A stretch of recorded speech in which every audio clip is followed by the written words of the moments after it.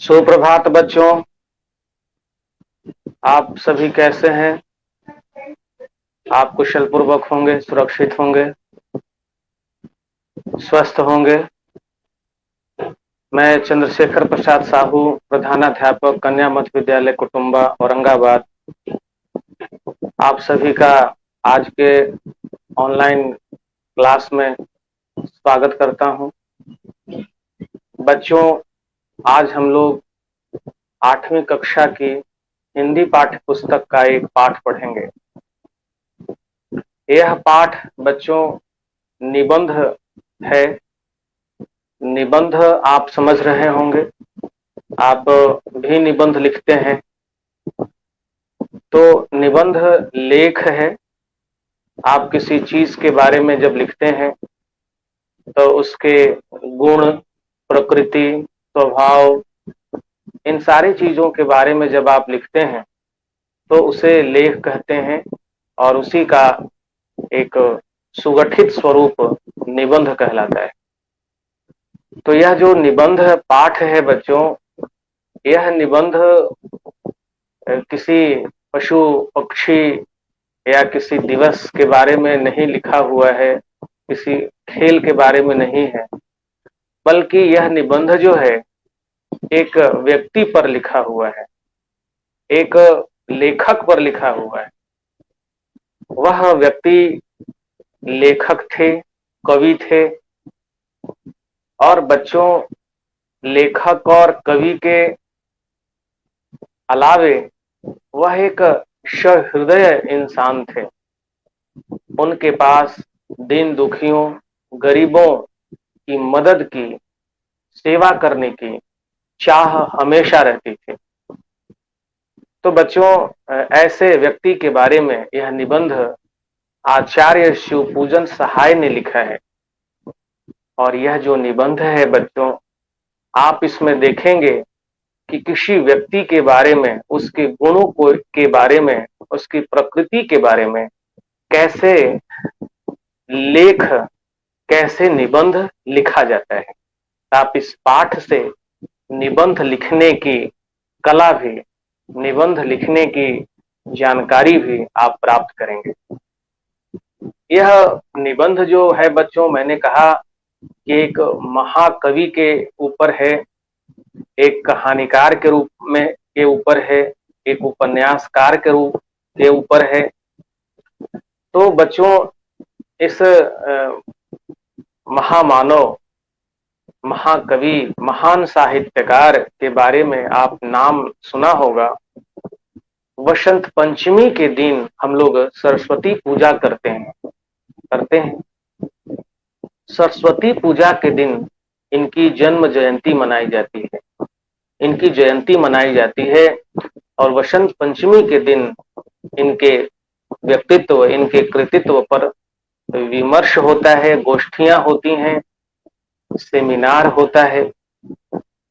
एक और मैं बात बताता हूं कि इन्होंने एक सरस्वती वंदना भी लिखा है, आप शायद सुने होंगे। वरदे वीणा वादनी वरदे, प्रिय स्वतंत्र रव अमृत मंत्र नव, भारत में भर दे, वरदे वीणा वादनी वरदे। तो बच्चों, यह जो प्रार्थना है यह इन्हीं के द्वारा लिखा हुआ है। तो इनका नाम है बच्चों निराला। इनका पूरा नाम है सूर्यकांत त्रिपाठी निराला। और इन्हें बचपन में सूरज कुमार भी कहा जाता था। तो सूरज कुमार ने अपना नाम सूर्यकांत त्रिपाठी निराला भी रखा। इनका उपनाम है निराला। निराला का मतलब क्या? अनूठा, अद्भुत, जो सबसे अलग हो, सबसे हटकर उसकी कार्यशैली हो, अनूठा हो। तो ऐसा इनका कार्य ही था।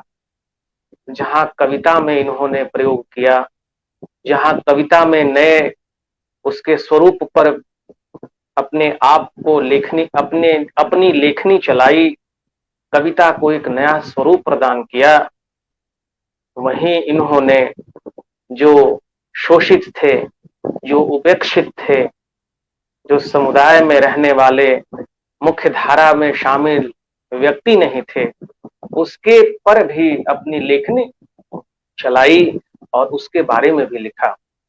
तो इन्होंने कविता में या कहानी में या उपन्यास में जो लीक पहले से चली आ रही थी, जो लेखन की परंपरा थी, उस लेखन की परंपरा को विरुद्ध इन्होंने नई परंपरा की शुरुआत किया, नए स्वरूप में लेखन किया।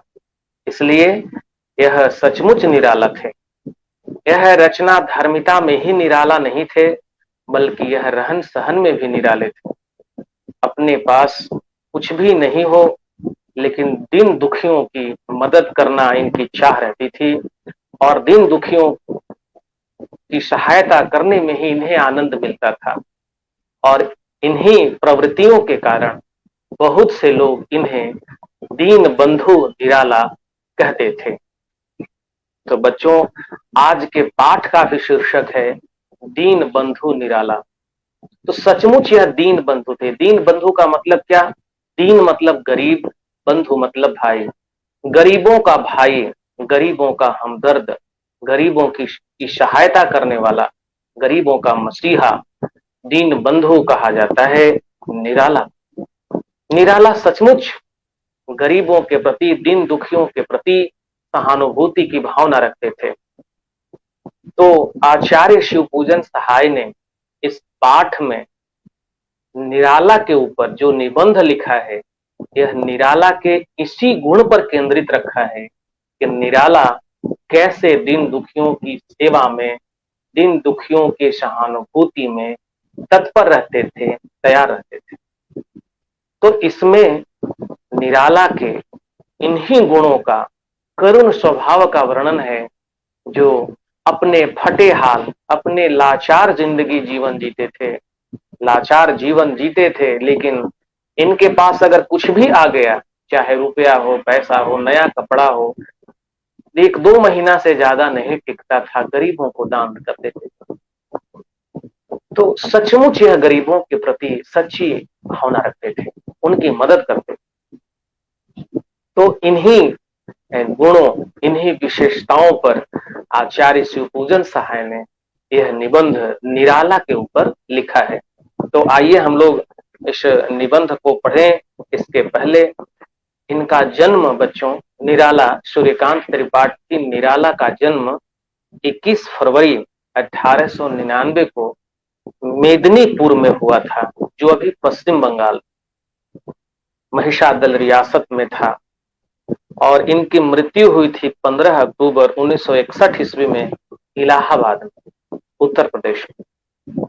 इनके पिता का नाम था राम सहाय तिवारी, जो एक सिपाही थे, और इन लोग मुख्यतः उत्तर प्रदेश के उन्नाव जिला के रहने वाले थे, लेकिन मेदिनीपुर में महिषादल में इनकी नौकरी थी, वहीं रहते थे। इनकी पत्नी का नाम था मनोहरा देवी, जो बहुत अल्प समय में उनका निधन हो गया। और इनकी एक पुत्री भी थी जिसका नाम सरोज था। सरोज भी विवाह के उपरांत कुछ ही सालों के बाद उसकी मौत हो गई थी। तो निराला का जीवन हमेशा अभाव में रहा, दुख में रहा, संघर्ष में रहा। हमेशा यह अभाव से, गरीबी से संघर्ष करते रहे, लेकिन इनके जो मूल्य थे, इनको जो सिद्धांत थे, उससे कभी समझौता नहीं किया। सही रास्ते पर ही चला, अपने सिद्धांत पर ही चला। किसी के सामने अपने सिद्धांत को, अपने मूल्य को नहीं छोड़ा। लाख गरीबी रही, संघर्ष में रहे, कष्ट में रहे, लेकिन वह ईमानदारी का जीवन जीते रहे। तो यही विशेषता है इनकी, कि कष्ट में भी अपने मूल्य को, अपने सिद्धांत को बनाए रखा। ऐसे थे निराला, सचमुच निराला, सचमुच अनूठा। तो इनके ऊपर यह निबंध है। आइए हम लोग उस निबंध को पढ़ते हैं। महाकवि रहीम के प्रसिद्ध दोहे की यह पंक्ति महाकवि निराला पर सटीक बैठती है। जो रहीम दिन ही लखै, दीन बंधु सम होय। रहीम कवि का एक दोहा है जिसमें है वो कि जो रहीम दिन ही लखै दीन बंधु सम होए। मतलब जो व्यक्ति दीन दुखियों को समझता है वास्तव में वही दीन बंधु है। जो व्यक्ति दीन दुखियों को लखता है, समझता है, उनसे सहानुभूति रखता है, वही दीन बंधु है। तो यह जो पंक्ति है वह निराला के व्यक्तित्व को लेकर सटीक बैठती है। निराला सचमुच दीनों के ही, दीन दुखियों को ही परखा, दीन दुखियों को ही लखा, दीन दुखियों को ही समझा। इसलिए निराला सही मायने में दीन बंधु है। निराला सचमुच दीनों के ही वो ही बराबर लगते थे और लगते लगते वह भी दीन बंधु के समान हो गए थे।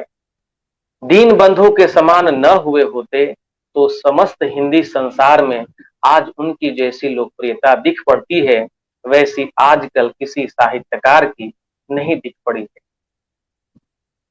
दीन बंधु निराला को सचमुच साहित्यकार समाज ने भी दीन बंधु माना, क्योंकि जितनी लोकप्रियता गरीबों को, दीन दुखियों को मदद करने में निराला की रही है, वैसी लोकप्रियता किसी साहित्यकार की नहीं रही।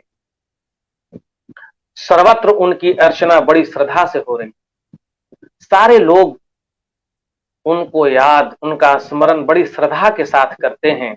बड़े बड़े धुरंधर महारथी साहित्य संसार से चले गए, किसी को निराला के समान सार्वजनिक सम्मान नहीं मिला।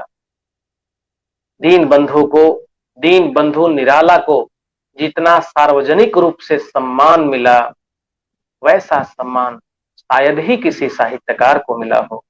अपने जीवन काल में ही वह साहित्यानुरागियों के लिए आकर्षण केंद्र और श्रद्धा भाजन बने रहे। अपने जीवन काल में, ऐसा नहीं कि मरने के बाद उन्हें लोग श्रद्धा से याद किए, नहीं, अब उनके जीवन काल में, उनके जीवित रहने पर ही लोगों ने उनके कृत्य को, दीन दुखियों के प्रति उनके स्नेह की सराहना किया। सारे लोग उन्हें श्रद्धा से देखते थे, सम्मान से देखते थे। मृत्यु के बाद भी उनका सादर स्मरण विविध प्रकार से किया जा रहा है। यह उनके पुण्याचरण का ही प्रभाव है। पुण्यशील के पास सब विभूतियां आप ही आप आती हैं, दीन बंधुता से बढ़कर पुण्यशीलता और है ही क्या। यह उनका पुण्य आचरण था। पुण्य आचरण का मतलब कि ऐसा कर्म, ऐसा व्यवहार, ऐसा आचरण जिससे पुण्य की प्राप्ति हो। पुण्य का मतलब यही कि जो आप काम करते हैं वह दूसरों के लिए लाभकारी हो, दूसरे लोग प्रसन्न हो और आपको आशीष दें, आपका सम्मान करें, यही पुण्य है। तो दीन बंधु निराला ने पुण्य आचरण ही किया। दीन दुखियों को, गरीबों को, जरूरतमंदों को जितना हुआ उतना सहायता ही किया। इसलिए लोग उनके प्रति स्नेह, उनके प्रति सम्मान का भाव रखते थे और यही उनका पुण्य आचरण था। तो यह पुण्य आचरण, यह पुण्यशीलता का ही प्रभाव है कि लोग उनके मरने के बाद भी उन्हें श्रद्धा पूर्वक याद करते हैं। दीन बंधु भगवान को संतुष्ट करने का उपाय, सर्वोत्तम उपाय दीनों का सच्चा बंधु होना ही है। भगवान को ही दीन बंधु कहा जाता है। भगवान को क्या कहा जाता है? दीन बंधु, क्योंकि वह दीन दुखियों के सहायता करने वाले हैं। तो भगवान को दीन बंधु कहा जाता है और यहाँ निराला को दीन बंधु कहा जाता है, कहा जा रहा है। इसका मतलब यह हुआ कि भगवान जो काम करते हैं दीन दुखियों का सेवा का, वही कार्य निराला करते थे। इसलिए उन्हें दीन बंधु अर्थात दीनों का सच्चा बंधु कहा जाता है। निराला भी सच्चे अर्थ में दीन बंधु, अपनी शक्ति के अनुसार वे जीवन पर्यंत दीन दुखियों की सेवा सहायता करते रहे। जीवन पर्यंत, जीवन भर दीन दुखियों की सेवा करते रहे, अपनी सामर्थ्य के अनुसार, अपनी शक्ति के अनुसार। जहां सेवा सहायता में समर्थ न हो सके, वहां हार्दिक सहानुभूति का ही उपयोग करके संतोष पाया। जहां आर्थिक मदद नहीं किए, वहां सहानुभूति ही प्रकट। पर हर घड़ी उनके मन में दीनों की सेवा शुश्रूषा की कामना ही जागती रही। हमेशा लोगों को निस्वार्थ सेवा करने के लिए तत्पर रहे, हृदय में अरमान रहा। परमात्मा ने उनकी मनोवृत्ति और प्रवृत्ति समझकर ही उन्हें सबसे पहले श्री रामकृष्ण मिशन की सेवा में नियुक्त किया था। रामकृष्ण मिशन एक संस्था है, सामाजिक संस्था है। वहां दीन दुखियों की सेवा की जाती है। तो रामकृष्ण मिशन में यह नियुक्त हो गए थे और वहां यथा नियुक्ति अस्मि तथा करोमि, जिसके लिए इन्हें नियुक्त किया गया था वैसा ही कार्य किए, अक्षरशः पालन किए। जिस कार्य के लिए उन्हें रामकृष्ण मिशन में नियुक्त किया गया था उस कार्य को यह पूरे लगन के साथ किए। परमहंस श्री रामकृष्ण देव के वेलूर मठ, रामकृष्ण परमहंस का कलकत्ता में मठ है जो वेलूर में है, इसीलिए वेलूर मठ कहा जाता है। तो वेलूर मठ में प्रतिवर्ष परमहंस जी और स्वामी विवेकानंद जी की जयंतियों तथा पुण्य स्मृति तिथियों पर दरिद्र नारायण विधिवत भोजन कराया जाता था। विवेकानंद की जयंती हो या परमहंस जी की जयंती हो या पुण्यतिथि हो, सभी जयंती पर, पुण्य स्मृति पर दरिद्र नारायण का भोजन कराया जाता था, दीन दुखियों का भोजन कराया जाता था। निराला दीन दुखियों के भोजन कराने का काम अपने हाथ में ले लेते थे और बहुत ही श्रद्धा से, बहुत ही उदारता पूर्वक दीन दुखियों को वह भोजन कराते थे। और भोजन का वितरण देखकर, भोजन खिलाते हुए देखकर लोग मुग्ध हो जाते थे कि वाह, निराला कितनी आत्मीयता से, कितना प्यार से दीन दुखियों को खिलाते हैं, व्यंजन परोसते हैं। तरह तरह के व्यंजन जो बनता था भरपेट खिलाते थे निराला दीन दुखियों को। इस काम में उन्हें बड़ा आनंद मिलता था। और यहाँ तक कि लोग बंग भद्रीय समाज भी जुटता था वहां, बंग भद्री माने बंगाली परिवार भी जुटता था। और निराला भी उनसे जब मिलते थे तो उनकी जो मातृभाषा बांग्ला है, बांग्ला में ही बात करते थे। और बांग्ला में जब बात करते थे तो बंगाली परिवार जो जुटता था इनसे बड़ा स्नेह रखने लगता था। तो अंग्रेजी भी अच्छी बोलते थे और बांग्ला भी एक खांटी बोलते थे। तो दोनों भाषा पर इनका अधिकार था। इस कारण से यह वहां के लोगों में प्यारे हो गए थे। वहां के लोग उनसे आग्रह करते थे, क्योंकि यह गाते भी बहुत अच्छा थे। निराला जी, इनका कंठ बड़ा मधुर था, सुरीला कंठ था, गाते थे बड़ा मधुर। और लोग आग्रह करके इनसे रविंद्र जी का गीत सुनते थे। भगवत विभूतियां भी उन्हें खूब मिली थी। भगवान की कृपा से उन्हें सब कुछ मिला था, रूप, सौंदर्य, सब कुछ। क्या क्या मिला था? आकर्षक रूप था, लंबे तगड़े डील डॉल का शरीर था, शरीर से भी मजबूत थे, लंबे तगड़े डील डॉल काठी के थे, अच्छा थे। व्यायाम के अभ्यास से सुगठित स्वास्थ्य इनका उत्तम था, रोज व्यायाम करते थे। विलक्षण मेधा शक्ति, ज्ञान और विद्या और बुद्धि में क्या कहना है, विलक्षण थे। ललित मनोहर कंठ, कंठ भी बड़ा ललित और मनोहर। और दयाद्र हृदय, हृदय दया से भरा हुआ। चिंतनशील मस्तिष्क दिमाग चिंतनशील था। उद्भावना शक्ति संपन्न बुद्धि, बुद्धि भी शक्ति संपन्न थी। सब कुछ भगवान ने उन्हें भरपूर दिया था। बड़ी बड़ी सुहावनी लुभावनी आंखें, शारीरिक सौंदर्य भी, रूप सौंदर्य भी इनका मनमोहक था। बड़ी बड़ी लुभावनी आंखें थी, दमकती दाढ़िम दसनावली, चमकती हुई अनार के जैसे इनके दांतों की पंक्तियां, घुंघराली अलकावली, लघु मुख विवर, छोटा सा मुंह, पतले पतले अधर, पतले पतले ओठ, पतली पतली पांव की अंगुलियां, अंगुलियां भी पतली पतली लंबी लंबी, प्रशस्त वक्षस्थल, चौड़ी छाती, हर तरह से सृजनहार ने यानी भगवान ने उन्हें सजाया संवारा था।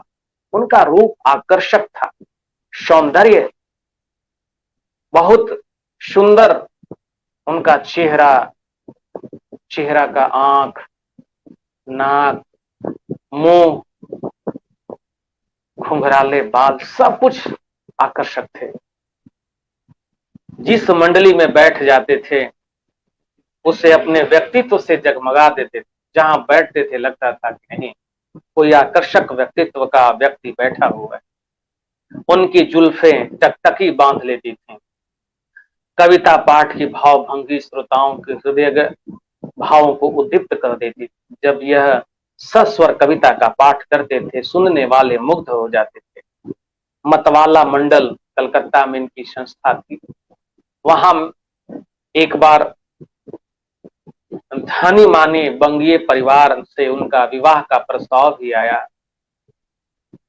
दोबारा विवाह का प्रस्ताव आया। इनकी पत्नी मनोहरा देवी का निधन बहुत ही कम समय में हुआ था। एक पुत्री का ही जन्म हुआ था और वो रोग से मर गई थी। जब दोबारा विवाह का प्रस्ताव आया तो मना कर दी। दूसरा विवाह इन्होंने नहीं किया।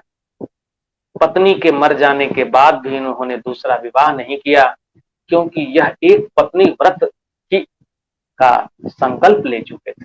एक पत्नी व्रता थे। उनके पास तो युवती छात्राएं भी आती थी साहित्य पढ़ने समझने, पर वह तो एक, जब छात्राओं से यह बात करते थे तो अपनी आंखें नीचे करके बात करते थे। आंखें मिलाकर उन्होंने कभी स्त्री से, कभी युवतियों से बात तक नहीं। इतने लज्जाशील थे, इतने संयमशील थे, इतने मर्यादित थे। कामनी कंचन का त्याग करके वह गृहस्थाश्रम में ही सन्यासी बने रहे। गृहस्थाश्रम में थे लेकिन वह सन्यासी, न उनके पास कामनी का न तो कंचन की लालसा की कोई लोभ था। उन दिनों मोहक पदार्थों के प्रति उनके मन में आसक्ति होती तो उन्हें हस्तगत करने वाले गुण उनमें पर्याप्त थे। अगर वो जरा सा भी उनमें चाह होती तो वह चाह वह प्राप्त कर लेते थे, क्योंकि उनके पास उस तरह से क्षमता थी, उस तरह से गुण और विशेषताएं थी। किंतु सांसारिक सुख भोगों की वासनाएं उनकी पत्नी के साथ विलीन हो गई, लेकिन सांसारिक सुख और आनंद उनकी पत्नी के साथ ही समाप्त हो गई। कंचन की कामना कभी उनके भीतर झांकने भी न पाए। धन की लालसा उन्होंने कभी नहीं रखी। द्रव्य के लिए उनका करतल प्रवाह क्षेत्र मात्र था।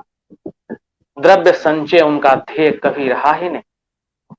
करतल प्रवाह था, मतलब हाथ का प्रवाह था। धन आता था और चला जाता था। धन संचय तो निराला ने किया ही नहीं। अगर 1000 आया तो 1500 के खर्च का जो चिट्ठा है पहले से तैयार है। अभावग्रस्तों के अभाव उनके दिमाग के दायरे में मंडराते थे। भरपेट खाने के लिए तरसने वाले निकौड़ियों से लेकर मेहनत मशक्कत करने वाले मजदूर तक उनकी निगाहों में बसे हुए थे। और जब कभी उनके मन माफिक अर्थ लाभ हो जाता, वह तुरंत इन मरफूफों की ओर दौड़ जाते। पैसा आता, लेकिन उनके दिमाग में जिन दुखियों की जो आवश्यकताएं थीं, जो अभावग्रस्त लोग थे, उनकी जो अनिवार्यताएं थी, जो जरूरतें थीं, उसको पूरा करने का ध्यान रखते थे। और पैसा आता था और उन्हीं अभावग्रस्त लोगों को, दिन दुखियों की जरूरत को पूरा करने में रुपया खर्च कर देते थे। जिनके लहहीन मंगल नाही, ते नरवर थोरे जगमाए। ये ऐसे लोगों में थे जिन्होंने कभी अपने आनंद की परवाह नहीं, अपने सुख की परवाह नहीं किया। ऐसे थोड़े लोगों पे निराला थे जो अपने सुख का परवाह नहीं किया, वह दूसरों के सुख का ही परवाह किया और दूसरों के दुख को दूर करने का भरपूर प्रयास किया। मतवाला मंडली में भिखमंगी की समस्या पर और अखबारों में छपे इस विषय के समाचार या लेखों पर जब कभी बातचीत होती थी, यदि निराला वहां उपस्थित रहते, बड़े आवेश में वे अपने युक्ति युक्त तर्क उपस्थित करते। मतवाला मंडल एक, मैंने बताया कि सभा थी, एक सोसाइटी थी, एक संगठन था। वहां पर जब वह जुटते थे, लोग आते थे, जो भी पत्र पत्रिकाओं में खबरें छपती थी, सब लेख छपते थे, उस पर विशद चर्चा होती थी उस मतवाला मंडल के लोगों के बीच। जब निराला वहां रहते तो दीन दुखियों भिखमंगों के पक्ष में अपनी बात युक्ति युक्त तर्क के साथ रखते थे। वे देश में फैली हुई आर्थिक विषमता पर शब्दास्त्र संधान करते समय उग्रतम साम्यवादी प्रतीत होते थे। जो अमीरी गरीबी की जो खाई चौड़ी हो रही थी, चौड़ी थी, उस आर्थिक विषमता पर निराला भरपूर कटाक्ष करते थे और तर्क सहित बात करते थे और ऐसा लगते थे कि वह साम्यवादी जैसा विचार कर रहे हैं। यद्यपि हृष्ट पुष्ट भिक्षुकों के प्रति उनकी सहानुभूति भी उन्मुख नहीं, ऐसा नहीं था कि जो शरीर से कमजोर दिन दुखी रहते थे उनकी ही वह सहायता करते, नहीं, अगर हृष्ट पुष्ट शरीर से मजबूत कोई भिखमंगा भी है तो उनकी भी वह सहायता उसी भावना से करते। फिर भी यह असमर्थ अपाहिज भिखारियों को दयनीय दशा के लिए वह शासन और समाज की ही तीव्र आलोचना किया करते थे। वह शासन, सरकार, समाज की आलोचना करते थे कि उसकी गलत नीतियों के कारण ही आज यह दिन दुखी इतने अभावग्रस्त हैं, गरीबी का तंग जीवन जी रहे हैं। लंगड़े, लूल्हे, अंधे, कोढ़ी और निकम्मे दीन बंधुओं पर ही उनकी दृष्टि अटकती थी। जहां किसी को लाचार और बेबस देखते वहां ठहर जाते, उनकी भावना उनके साथ हो जाती थी। कलकत्ता सदृश महानगर की सड़कों पर, दोनों पटरियों पर वह ढूंढते फिरते थे कि वस्तुतः कौन बेचारा कैसी दुर्गति में। कलकत्ता जैसे महानगर में, बड़े शहर में, दोनों सड़क के दोनों ओर दीन दुखियों का झुंड रहता था, परिवार बसता था। उन झुंडों में, उन परिवारों के बीच निराला जाते थे और देखते थे कि किसको क्या कमी, किन जरूरतों की आवश्यकता है इनको। उनका अधिकांश अवकाश काल तीनों की दुनिया में ही बीतता था। इन्हीं दिन दुखियों के संसार में अपना अधिकांश समय बिताते। वहां फुटपाथों पर भिखारियों की सेवा, बहुतेरे निराश्रित गरीब और कुल्ली कबाड़े भी रात में पड़े रहते हैं। रात में ऐसे ही लोग, गरीब लोग, मेहनत मजदूरी करने वाले लोग रात में थक हार कर सो जाते थे, सड़क पर ही, सड़क के किनारे ही, फुटपाथ पर। उस समय निराला जाते और अपने साथ बीड़ी ले जाते, मूढ़ी ले जाते, भूंजा ले जाते, चना ले जाते, मूंगफली ले जाते, खरीद कर और उनके बीच बांटते थे। कितनी सहानुभूति। वह कोई धन कुबेर नहीं थे, वो धनी नहीं थे, जितना उनके पास रहता उसी में ही वह लोगों के दिन दुखियों की सेवा करते। लेकिन ऐसा धन कुबेर महानगर में उनके सिवा कोई नहीं। धन कुबेर मतलब धनी, कैसे धनी? दिल से धनी थे, हृदय से धनी थे। रुपया पैसा कम था लेकिन हृदय तो विशाल था। बड़े बड़े सेठ घनघोर रात में भी उन पटरियों पर से गुजरते थे, पर कहीं कहीं दो चार पैसे फेंकने वाले भले ही दिख जाएं, निराला की तरह उन दीनों से आत्मीयता स्थापित करने वाले ढूंढे भी नहीं मिल सकते थे। उस रास्ते से कई सेठ, कई धनिक लोग जाते, कुछ लोग पैसे भी फेंकते, लेकिन दिन दुखियों के प्रति जो आत्मीयता निराला में थी वह भला दूसरे लोगों में कहां होने वाली। निराला सचमुच निराला थे। उस महानगर में नाना प्रकार के मनोरंजन के साधन हैं। क्या उन्हें उपलब्ध कराने के लिए निराला को पैसों की कमी थी? किंतु उनका मनोरंजन तो दीन दुखियों को सुख पहुंचाने से ही होता था। कोई मित्र उन्हें सिनेमा थिएटर भले ही ले जाए, उनके पैसे तो भूखे रूखे गरीबों की सेवा में ही लगने पर अपनी सार्थकता समझते थे। कलकत्ता जैसे महानगर में नाना प्रकार के व्यंजन, सुख, आनंद, मनोरंजन के साधन हैं, लेकिन निराला उन चीजों पर पैसे खर्च नहीं करते थे। निराला का पैसा खर्च होता था तो दीन दुखियों की सहायता कर, दीन दुखियों को मदद करती। निराला केवल शहरों या बाजारों और स्टेशनों के अंदर मिलने वाले दीन जनों पर ही ध्यान नहीं देते थे, अपने गांव और पड़ोस के गरीब गृहस्थों की सहायता का भी ध्यान रखते थे।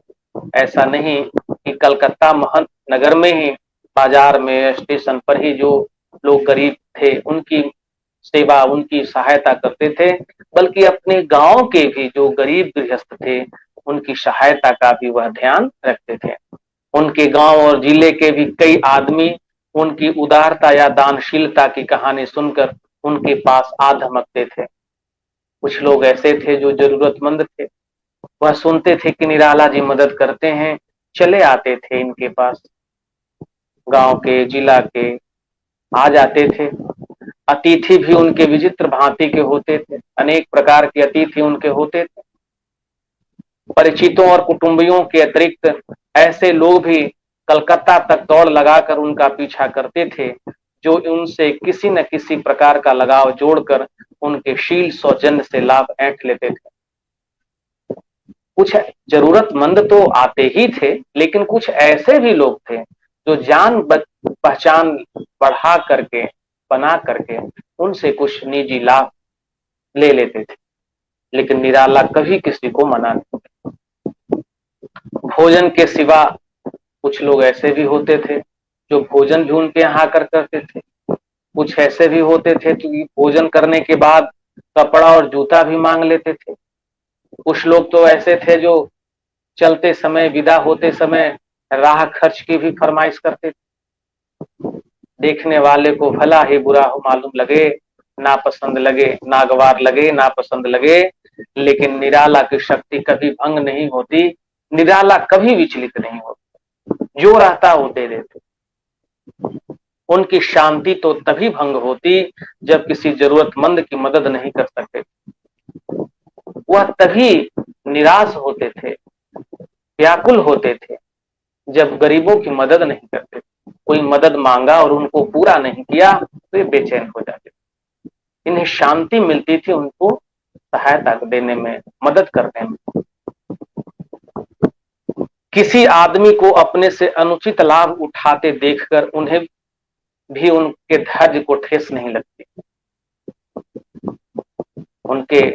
उनसे लोग अनुचित लाभ उठाते, जो जरूरतमंद नहीं होते थे वे भी उनसे लाभ ले लेते थे, लेकिन दूसरे लोगों को बुरा लगता, लेकिन उनको कभी बुरा नहीं।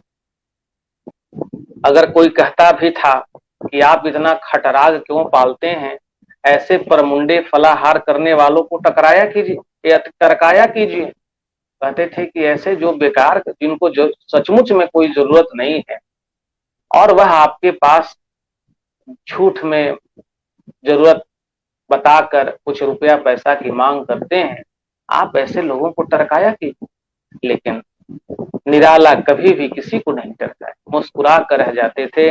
उनको भला सीख कौन दे सकता था, वह तो स्वयं ही नीति और धर्म के मर्मज्ञ व्यक्ति थे। भला उनको दीन दुखियों को या अन्य लोगों की सेवा करने में कौन ज्ञान देता, वो तो नीति और धर्म के विशेषज्ञ थे। यह विशेषता निराला में ही देखी गई कि अपनी आवश्यकताओं को भुलाकर दूसरों की आवश्यकताओं को दूर करने के लिए परेशानियां और कठिनाइयां झेलने में अधीर नहीं होते थे। निराला में ऐसी विशेषता थी कि अपना अभाव, अपनी आवश्यकताओं का ध्यान नहीं रखते, दूसरों के अभावों का, दूसरों की जरूरतों का पूरा करने के लिए वो परेशान रहते थे, कठिनाई झेलते थे, लेकिन कभी भी उन्होंने अपना धैर्य नहीं खोया। उन्हें अपने खाने पीने या कपड़े लत्ते की कभी चिंता ही नहीं हुई। अच्छा कपड़ा जूता भी कुछ ही दिनों तक उनके पास टिकता था। तोशक रजाई तक किसी को दे डालने में तनिक हिचक न होती। अगर किसी को देखते कि इसको ठंडा लग रहा है, उनके पास रजाई है, कंबल है, दे देते थे। अपनी परवाह तो उन्होंने कभी नहीं। जो भी आता दूसरों को दे देते थे। उन्होंने अपने लिए न तो रुपया पैसा कभी रखा, न कोई ट्रंक खरीदा, न कोई अलमारी खरीदी, न कोई चाबी रखी। पैसा ही नहीं था, चाबी कहाँ, किस लिए। सुंदर पलंग या शानदार कुर्सी मेज की कभी कामना उन्होंने नहीं। सुख सुविधा के साधनों की उन्हें कभी चिंता नहीं की। जिस कमरे में रहना है उसकी सजावट की कभी सपना में भी नहीं देखा। जैसे तैसे रह गए। ध्यान क्या था, गरीबों की मदद कर। यद्यपि उन्होंने मतवाला संपादक के अविरल स्नेह के प्रसाद स्वरूप अच्छे से अच्छे कपड़े और तेल फुलेल तथा खान पान का सुख अच्छी तरह भोग लिया। मतवाला पत्रिका थी, उसके संपादक थे। उसके दौरान इन्हें काफी अच्छा अच्छा भोजन, सुख सुविधा, अच्छे अच्छे कपड़े सब मिले। उसमें उन्होंने आनंद लिया, सुख भोगा। लेकिन कभी भी कमाई के पैसे से कभी अपना आनंद सुख की सामग्री नहीं खरीदे, कभी नहीं। बेसाही, बेसाही मतलब खरीदना। कलकत्ता छोड़ने पर जब वे लखनऊ और प्रयाग में आए, तब तो मस्त मौला फकीर की तरह उनका जीवन यापन, उनकी जीवन शैली हो गई। फकीर की तरह मस्त मौला। आसपास के दुकानदारों को मुंह मांगा दाम देकर निहाल कर देते।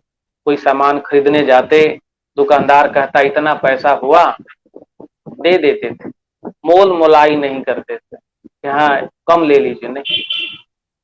इक्का वाले, तांगे वाले सब उनकी दरिया दिली को जानते थे, परिचित थे। अगर निराला जी आ रहे हैं तो तांगे वाले, इक्के वाले, अगर उनको सवारी भी मिल गई तो सवारी को छोड़ देते, इनके पास आ जाते कि आइए मेरे पास, मेरे तांगे में, मेरे इक्के में बैठ जाइए। क्योंकि वो जानते थे कि निराला वास्तविक भाड़ा से, किराया से ज्यादा देते। अड़ोस पड़ोस के गरीब उनसे इतने अधिक उपकृत रहते थे कि उन्हें राह चलते असीसने लगते। गरीब लोग भी जो आस पास में रहते थे, निराला को देखते तो स्नेह करते, सम्मान देते। याचकों के लिए तो कल्पतरु थे, जो मांगने वाले थे, आते थे, उनके लिए कल्पतरु। कल्पतरु का मतलब, कल्पतरु ऐसा पेड़ है जो मनोवांछित चीज को देने वाला है। माने जो आपकी कामना है, जो इच्छा है, उसके सामने आप कहें तो वह पेड़ दे देता है। तो जिस तरह से इच्छा पूर्ति का यह पेड़ है कल्पतरु, निराला भी कल्पतरु थे दीन दुखियों के। दीन दुखी जो मांग देते थे, इनके पास अगर है तो दे देते थे। अपने मित्रों के लिए मुक्त हस्त दोस्त प्रस्त थे। अपने मित्र के लिए तो मुक्त हस्त थे, खुले हाथों से खर्चा करते थे। मित्रों और अतिथियों के स्वागत सत्कार का वैसा हौसला अब देखने में नहीं आ रहा। जिस हौसला के साथ, उदारता के साथ अपने मित्रों के साथ ये खर्च करते थे, ऐसे अब कम साहित्यकार लोग। बहुत से लोगों को निराला संबंधी ये बातें अतिरंजित जान पड़ेंगी। लेखक कह रहा है कि मैं जो निराला की इन विशेषताओं को बारे में बता रहा हूं, उसे लोग अतिरंजित मानेंगे, कहेंगे कि बढ़ा चढ़ा करके ये बातें कह रही हैं। लेकिन ऐसी बात नहीं, सही वह कह रहे हैं कि निराला थे ही ऐसे। क्योंकि लिखते हैं लेखक कि पर मैं तो निराला के साथ वर्षों रहकर उनके जीवन, प्रतिदिन के जीवन क्रम को ही निकट से देख चुका हूं। लेखक आचार्य शिवपूजन सहाय यह अतिरंजित अभिव्यक्त नहीं कर रहे हैं, बल्कि उनके साथ रहे हैं और उनके प्रतिदिन का दिनचर्या देखा है।